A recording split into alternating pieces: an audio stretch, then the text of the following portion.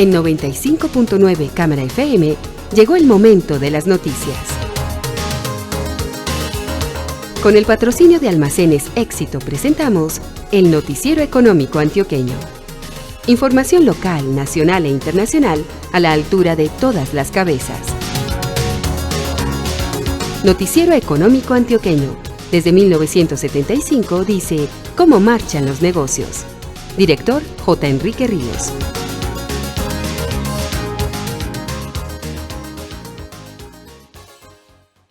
Muy buenos días, sea usted bienvenido a la edición de fin de semana. Hoy es sábado 30 de noviembre de 2019. Despedimos el mes número 11 y mañana será diciembre. Esta es la emisión 18.713 que ofrecemos en nombre de Almacenes Éxito.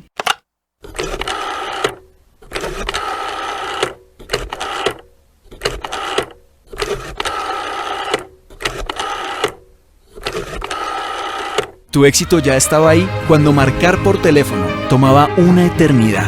Celebremos que estos 70 años son solo el comienzo. Plenarios con fama. Después de los años 60 tienes más tiempo y libertad para hacer lo que más disfrutas. Si eres pensionado, afíliate y accede a servicios de recreación, deporte, cultura, educación, financieros y viajes. El acceso a los servicios dependerá del tipo de afiliación, que puede ser sin costo mensual si cumples con los requisitos. Comunícate al 360-7080 o acércate a nuestras sedes. Confama, Vigilada Supersubsidio, Congreso de Azocajas. El periodista Juan Camilo Quiseno Ramírez nos presenta al invitado de esta mañana. Buenos días, profesor Andrés Sierra. Nos place tenerlo como invitado del Noticiero Económico Antioqueño y bueno, yo le escuchaba una intervención interesante a usted cierto día en Plaza Mayor, hablando de esas nuevas familias que van a marcar tendencia para los comerciantes que quieran acercarse asertivamente y hacer crecer sus empresas. ¿De qué se trata esa caracterización, profe? Bueno, Camilo, mira, primero buenos días. Todo el tema de nuevas familias básicamente se da porque, digamos que hasta ahora teníamos la percepción de que las familias eran simplemente papá, mamá e hijos, y hoy nos damos cuenta de que realmente la composición familiar ha variado mucho, y eso hace que también cambie el consumo y la forma como la gente se está comportando. Hay muchas formas de clasificar las nuevas familias, pero básicamente hay varias que hemos resaltado en la investigación que hemos hecho. Dentro de esas sobresalen las personas que viven solas, como los neosolteros que llamamos. Son personas que, a pesar de que es una persona sola, se consideran una familia. Aparecen las familias con cola, que son familias con mascota, donde la mascota cada vez tiene un rol importante dentro de la familia. Aparece otro tipo de familias que se llaman las homoparentales, que son parejas del mismo género que bien sea que tengan hijos por adopción o que simplemente estén solas, pero ya constituyen un núcleo familiar. Aparecen las familias ensamble, que es básicamente se da con parejas que están divorciadas y que por lo general ya tienen familia y se juntan y crean una nueva familia, que básicamente, como su nombre lo dice, es un ensamble en juntar dos familias, y cada vez es más común encontrar niños que consideran que tener dos figuras paternas, uno es su padrastro y el otro es su padre biológico, y ambos los considera con respeto. Aparece también lo que llamamos nosotros las supermamás, que son madres que están dentro de un núcleo familiar, no necesariamente madres solteras, y que son personas que hoy también dentro de lo que llamamos nuevas familias hay cambios de roles. Anteriormente la mamá se asociaba solamente al hogar, y poco a poco han ido teniendo un rol en el mundo laboral, pero sin descuidar su hogar, y además de eso son personas que tienen una vida social, que también están pendientes de ejercitar su cuerpo, van al gimnasio o hacen ejercicio. Muchas de ellas también están pendientes de sus padres. Entonces digamos que es importante entenderlas dentro de todo esto de lo que es, digamos, nuevas familias. Aparecen también las familias sin hijos. Cada vez un gran número de familias o de parejas deciden no tener hijos, otras es por imposibilidad que no los pueden tener, y digamos que se van constituyendo también como otro grupo familiar, dependiendo de cada uno de de las investigaciones uno puede llegar a diferentes conclusiones en los grupos familiares, pero lo que es importante entenderlo desde el punto de vista de gerentes de compañías o gerentes de mercadeo o gerentes de desarrollo de nuevos productos, es que tenemos que pensar cuál es el comportamiento de cada uno de estos grupos familiares, qué es lo que los motiva, qué es lo que los desmotiva, cuáles son sus necesidades, y a partir de ahí es que debemos ir generando principalmente nuestros productos y servicios, pero también de ir dirigiendo la comunicación para incluir estos grupos y no simplemente pensar en las familias tradicionales que no desaparecen, la familia con uno o dos hijos, que es el promedio en Colombia, 2.1 hijos. Eso sigue siendo ahí, pero es que ser incluyente con todas estas nuevas familias. Ese, digamos, ha sido como el mensaje de la conferencia, que se basa en una investigación que hacemos en SM Digital durante todo el año. Profe, ¿quiénes están haciendo bien la tarea en este momento? Yo, por ejemplo, podría citar el caso de las funerarias. Veo que están ofreciendo ya servicios exequiales para mascotas, para la gente que toma muy en serio y como parte de la familia las mascotas. Aparte de ellos, ¿qué otras empresas, qué otros sectores podrían estar haciendo bien la tarea? Sí, como lo mencionabas, el caso de las funerarias ha ido incorporando el tema de mascotas, por ejemplo, que es una tendencia clara. Hay varias marcas. Colcafé también generó una campaña con las mascotas donde consentirse era también consentir a esos espacios donde se comparte con la mascota. Vemos que compañías también como Sura han generado seguros para mascotas, y digamos que muchas compañías en el mundo, desde el punto de vista de entender esas familias, hoy lo tienen claro.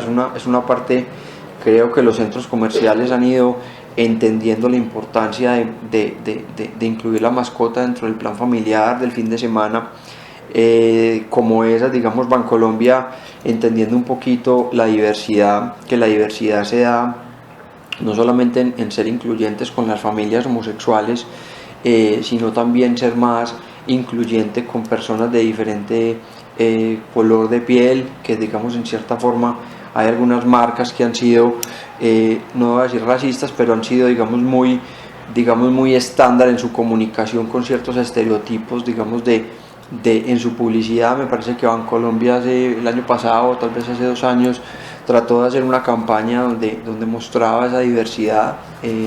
Entonces creo que poco a poco algunas marcas han ido entendiendo eso en sus productos, pero digamos que nuestra percepción es que todavía falta mucho más. Hay veces, nosotros en otro escenario hemos hablado mucho de quitarle tanto corporativo al marketing. El marketing tiene que ser más real, y digamos lo que nos piden las redes sociales en cierta forma es que las marcas seamos más auténticas y digamos más cercanas a la gente. Entonces yo siento que, a pesar de que hay algunos ejemplos hoy, la tarea está toda por hacer, de ampliar el escenario, y eso involucra mucho entrar a revisar los brand books de cada marca, sus tonos de comunicación, para no solamente ser más cercanos, sino más incluyentes. Entonces eso, digamos, sería como la conclusión, a pesar de que hay algunos ejemplos ya. Bueno, también se hablaba que de la caracterización de estas nuevas familias y estas nuevas personas dependía también el éxito y la pertinencia del mensaje publicitario. Recuerdo que usted mencionaba que la gente no se aburre de la publicidad porque sí, únicamente se aburre de los anuncios aburridos o impertinentes que no tienen nada que ver con sus necesidades. Ponía usted el ejemplo claro de una persona que se levantaba temprano, recibía un mensaje de texto, no quería cocinar y precisamente le ofrecían ese servicio de desayuno. Entonces, hoy día, ¿cómo se debe pensar y cuál es la base de la que se debe partir antes de enviarle un mensaje publicitario a cada quien para que no sea un tiro al aire? Sí, digamos que hoy estamos ante un escenario que nosotros llamamos marketing contextual, que básicamente lo que permite es entender muy bien ese consumidor, de forma tal que cuando nosotros tengamos una comunicación con él sea realmente afín a sus intereses, y en lo posible, digamos, el mismo usuario acepte esa publicidad. Entonces digamos que hoy básicamente las marcas tienen que dejar de pensar en un marketing, digamos, de probabilidades, o sea, de enviar un mensaje publicitario esperando que exista una probabilidad o una posibilidad de que un grupo de esa audiencia esté interesado en el mensaje, a tratar de generar un mensaje a un grupo que realmente esté interesado. Entonces eso nos lleva a un replanteamiento de las acciones de marketing, y esas acciones, para llegar allá, lo que tenemos es que tener muy claro cuál es nuestro consumidor, tener herramientas que nos permitan perfilarlo y sobre todo también tener muy buena creatividad para que el mensaje sea bien recibido. Hay que cumplir varias reglas. Una, no interrumpir al consumidor cuando él está disfrutando otro contenido. Hay otra regla importante y es el mensaje debe ser con la frecuencia adecuada. Y tercero, tener una buena calidad. Eso digamos que son reglas. Digamos que con esto no hay una fórmula perfecta, pero lo que sí se está buscando es que la publicidad sea más eficiente, pero al mismo tiempo más asertiva con el consumidor. Hay otra cosa clara para resaltar. Hoy día en la transición a la economía digital se habla mucho de la famosa Big Data y aprovechar los grandes volúmenes de data. En ese orden de ideas, profesor, recuerdo que usted persuadía a las personas, a los comerciantes, para que antes de pensar en la Big Data piensen en el Small Data, los pequeños datos que ellos tienen a la mano y que pueden aprovechar para enviar mensajes concretos. Hoy se habla mucho del Big Data, pero es imposible uno llegar al Big Data sin entender los pequeños datos que hay hoy en las organizaciones. Entonces lo primero es que hay que crear es una cultura de data. Una cultura de data se da cuando las decisiones en las organizaciones comienzan a ser tomadas no bajo criterios subjetivos, sino criterios objetivos y con respaldo en datos. Entonces hoy las empresas lo primero que tienen que hacer es empezar a analizar cuáles son sus datos y de esos datos cuáles realmente pueden generar una información valiosa para la toma de decisiones. Digamos que el problema hoy de las organizaciones no es de data. Las organizaciones tienen demasiados datos. De hecho, el mundo tiene hoy tanta data que lo único que hacemos es analizar aproximadamente entre el 1 y el 2%. Lo que hay que determinar es cuál es la data que es clave y empezar paso a paso. O sea, uno empieza paso a paso, proceso por proceso, área por área, y no simplemente tratar de crear el mundo en un solo día. Entonces el Big Data creo que es un fin interesante, llegar a tener unos volúmenes de data importantes conectados con inteligencia artificial y con unos procesos supremamente claros, pero es un nivel de madurez un poco avanzado para la mayoría de compañías, incluso hablando de las grandes y ni hablar de las pequeñas. Entonces, antes de uno decirle a una pequeña o mediana empresa, montes en Big Data, hay que empezar a generar una cultura en torno a los datos y una cultura que paso a paso los vaya llevando allá. Entonces creo que es como un poquito como ser más honestos en la ejecución y no simplemente dejarlo en el discurso, ¿cierto? Creo que cualquier cambio, bien sea en modelos de transformación digital, entendiéndolo como toda la transformación de la organización, es un paso a paso que tiene que cambiar primero con las personas y simplemente con empezar a hacer cambios, pero no es simplemente de que uno se levanta y al otro día llegó una organización transformada digitalmente. Eso no sucede, no es una fórmula mágica, es un proceso, y en ese proceso la data es fundamental, es la base, pero no se construye de la noche a la mañana, sino paso a paso. Y vuelvo y digo, el problema no es data, hoy todo puede generar data. Mi cuerpo solo puede generar millones de datos en un día, pero esa data yo no la voy a poder analizar. Entonces lo que hay que ser muy consecuente es cuál es la data que me interesa para ver cuál tengo que medir, y a partir de ahí, en la medida que yo sepa cuál data tengo, cómo la analizo, cómo realmente tiene impacto, es que voy creciendo. Y eso hoy puede ser poquito y mañana puede ser mucho. Ya cuando lleguemos al mañana y eso sea mucho, pues ya hablaremos de Big Data. Entonces a las organizaciones es primero Small Data, empezar por lo pequeño. Si tiene correos electrónicos, empieza a analizar esos correos. Si tiene una planta de producción, empieza a analizar la data de producción. Si tiene información de los clientes, analice la información de los clientes. Si tiene información de ventas, analice la información de ventas. Genere cruces con lo que tiene y poco a poco va a ir metiendo más variables.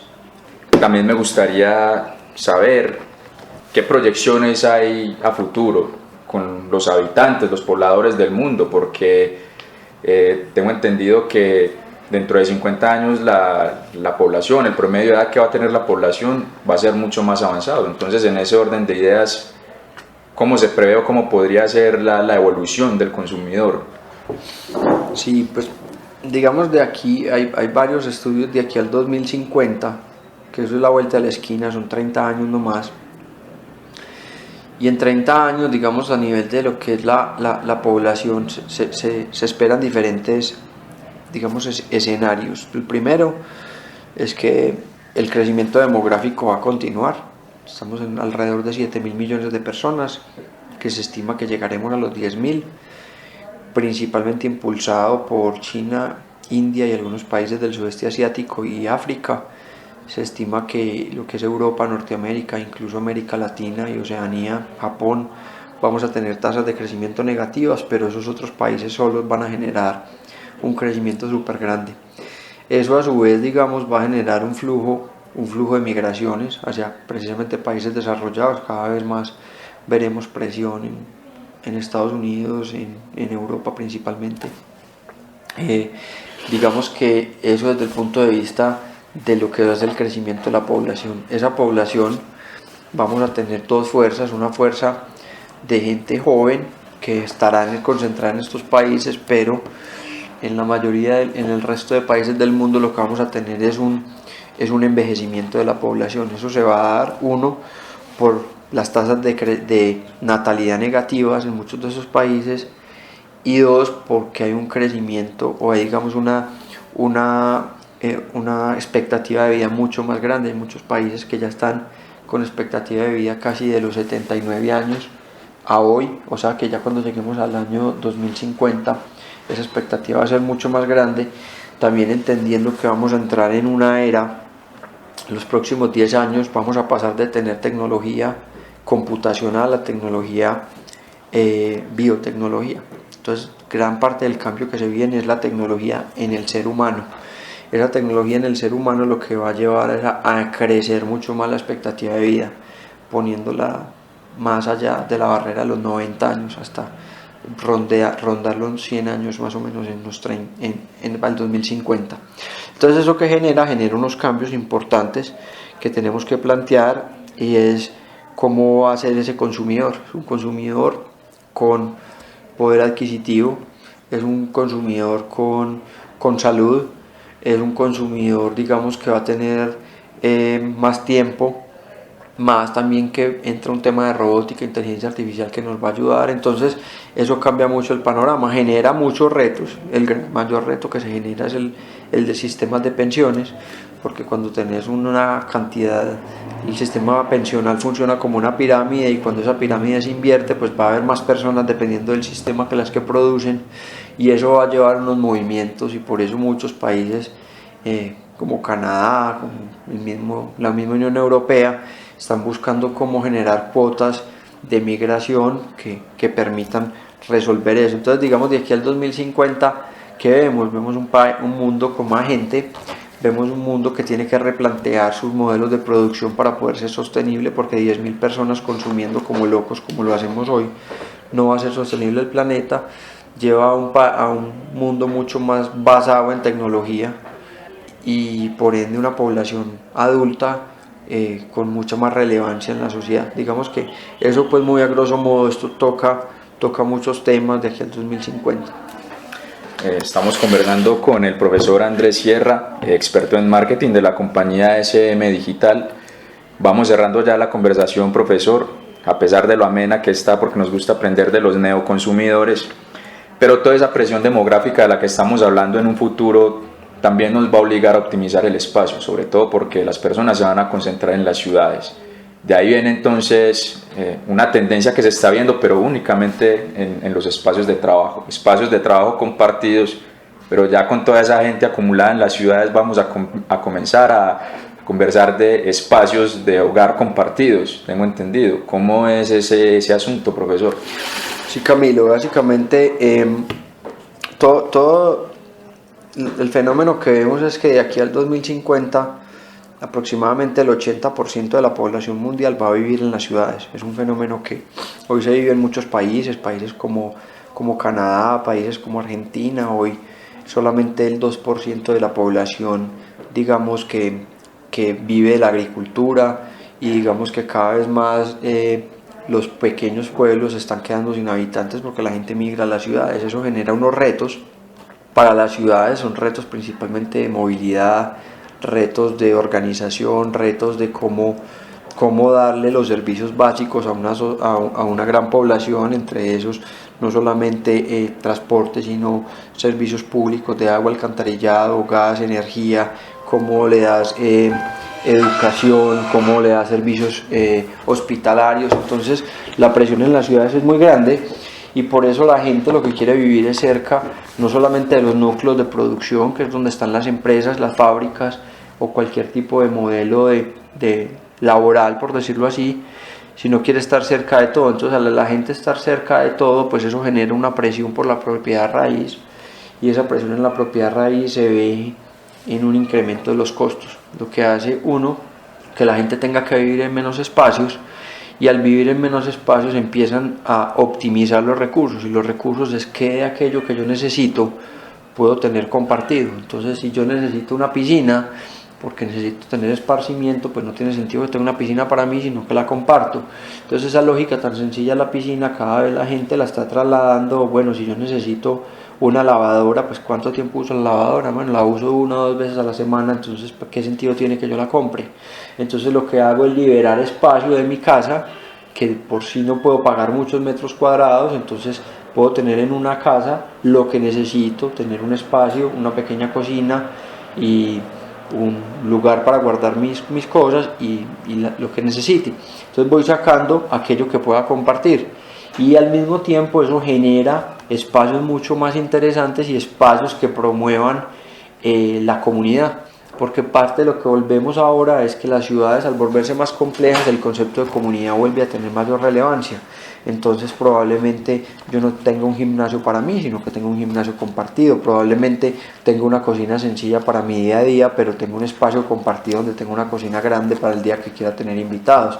Probablemente lo que les explicaba con el tema de la lavandería, y aparecen cada vez más artefactos electrodomésticos. Eso. Entonces en alguno de las charlas mostraba, por ejemplo, un robot que organiza la casa. Puede ser el robot, hay 2 o 3 robots comunales que en el edificio los podemos usar y optimizar eso, ¿cierto? Puede haber una máquina que simplemente organiza y ella misma dobla la ropa, hay una máquina que pueda cocinar, hay máquinas para todo.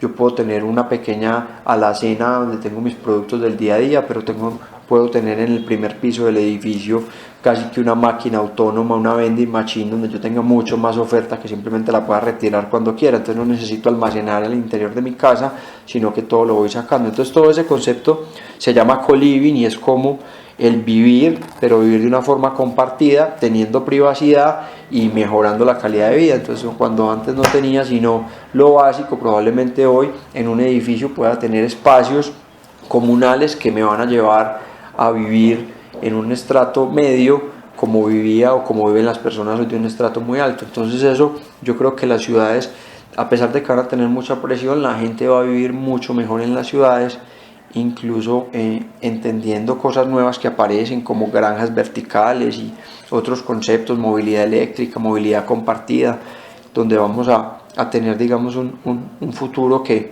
en mis ojos es optimista, con muchas cosas por mejorar y por poner mucha cautela, pero básicamente el concepto de co-living llega para vivir diferente, pero creo que mejorando la calidad de vida de la mayoría de las personas. Muy bien, profesor Andrés, le agradezco mucho por el espacio, por la oportunidad para compartir con los oyentes del Noticiero Económico Antioqueño los estudios que ustedes han adelantado en torno a los neoconsumidores y a lo que será ese futuro no tan lejano. Profesor, le reitero la gratitud y bueno, ojalá se presente una futura oportunidad cuando tengan nuevos estudios y resultados que compartir. Eso, Camilo, no, con mucho gusto. Nosotros trabajamos todo el año en visitar ferias y leer mucha cosa y hablar con varias personas para llegar a muchas de las conclusiones que llegamos con nuestro estudio de tendencias, y ya los primeros días de febrero o mucho antecitos estamos lanzando todo lo que son las nuevas tendencias para este 2020, lo cual pueden buscar también en nuestro blog en smdigital.com.co. Bueno, fue el profesor Andrés Sierra de la compañía SM Digital, experto en marketing. Para todos, muy buenos días. Mañana domingo conversaremos con el experto tributarista Mauricio Carvajal a propósito de la discusión de la nueva reforma tributaria que regirá en 2020. Un feliz día.